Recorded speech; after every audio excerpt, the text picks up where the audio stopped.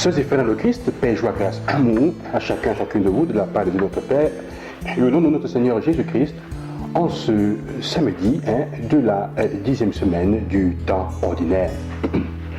Après avoir célébré hier la fête du Sacré-Cœur de Jésus, nous célébrons aujourd'hui, comme par concomitance, disons comme ça, unis au cœur de Jésus, le cœur immaculé de la bienheureuse Vierge Marie.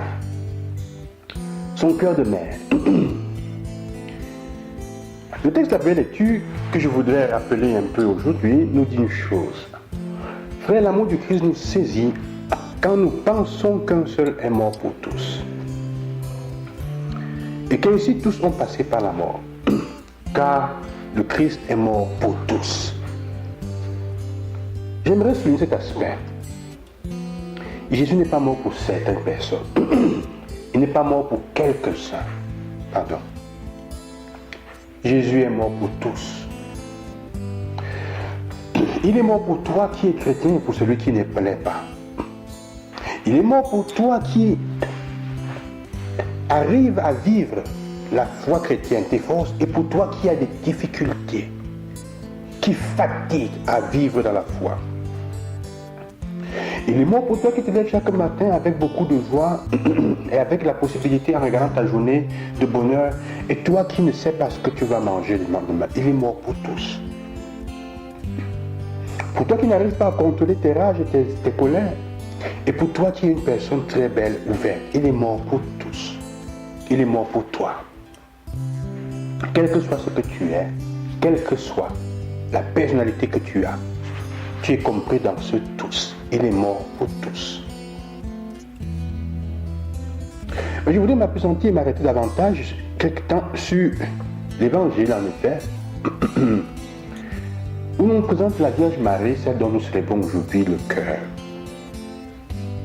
C'est intéressant, l'histoire de Marie. Et c'est l'histoire de l'appel, on peut dire, de l'égarement de Jésus au temple. Ce texte nous fait comprendre comment, probablement, Jésus, il n'a pas mené la vie facile à Marie et à Joseph. Ils vont à Jérusalem et au moment de la rentrée, il se perd. Il se perd.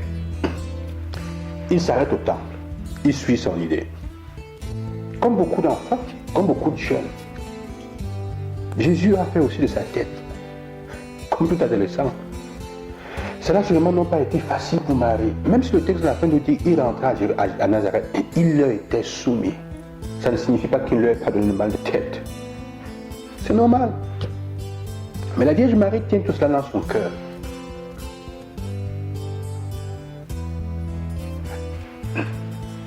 L'attitude de Jésus envers Marie et Joseph peut sembler dure. Savez-vous pas que je dois être à la maison de mon Père?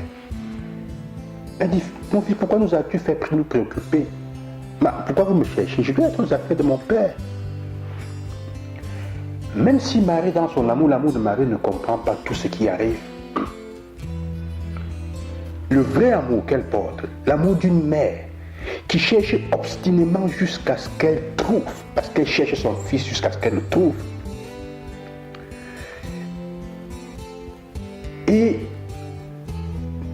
même s'il n'arrive pas à comprendre les choses, cet amour-là, il porte les choses à l'intérieur. Il sait garder, prendre soin des événements et des incompréhensions, en faisant prévaloir toujours l'amour sur tout le reste. Même s'il ne comprend pas certaines choses, certaines attitudes, l'amour de la mère fait prévaloir l'amour sur tout le reste, sur les incompréhensions. L'amour va chercher l'autre. Et c'est une attitude que je conseille aujourd'hui à beaucoup d'entre nous. L'attitude de Marie qui prenait et qui gardait tout dans son cœur. Ça veut dire évidemment qu'elle méditait sur cela. C'est celle qui va suivre son fils au pied de la croix. C'est celle qui sera avec l'Église. Garder les choses dans son cœur. Ce fait, c'est une attitude intéressante du cœur de Marie qui nous est enseignée aujourd'hui. Quand nous n'arrivons pas à comprendre les situations de la vie, ce qui arrive, c'est le moment de garder le silence et d'apprendre à tenir dans son cœur. Tenir dans son cœur, ça veut dire entrer en dialogue avec Dieu et le mettre devant lui. Et donner le temps au temps. Le temps, c'est le second nom de Dieu, comme disait un musicien. Donner le temps au temps. pour que les choses prennent leur place et soient explicites. Marie ne comprend pas à ce moment, mais elle comprendra quand la croix sera là. À la résurrection, elle comprendra. Mais l'adulte intéressant, c'est que tu ne comprends pas de l'autre, de tes amis, des personnes que tu dis aimer. Tu n'es pas obligé d'être antagoniste, de les t'opposer à cela. Parfois, il suffit simplement que tu prennes acte, tu gardes dans ton cœur et tu pries pour la personne et tu accompagnes. C'est une attitude que les parents doivent souvent avoir. Devant les choix que leurs enfants font, qui ne sont pas tous les choix qu'ils peuvent ou elles acceptent, mais qui parfois sont clairs pour leurs enfants, il suffit, il se traite d'accompagner les enfants. Tenez dans votre cœur. Et l'attitude de tenir dans le cœur, c'est une attitude aussi de sagesse, qui demande la prière. Là où les choses nous dépassent, il faut les mettre entre les mains de Dieu. Parfois, le cœur de Marie nous défend contre nous-mêmes, contre nos propres misères. Ce cœur est la voie la plus sûre qui nous ramène vers le Père, qui nous ramène vers la maison, qui nous ramène à Jésus. Prions la Vierge Marie en ce jour.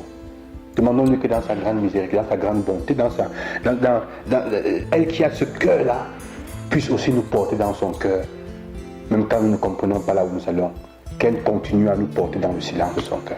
Je vous bénis au nom du Seigneur, loué soit Jésus-Christ, à demain et bonne journée.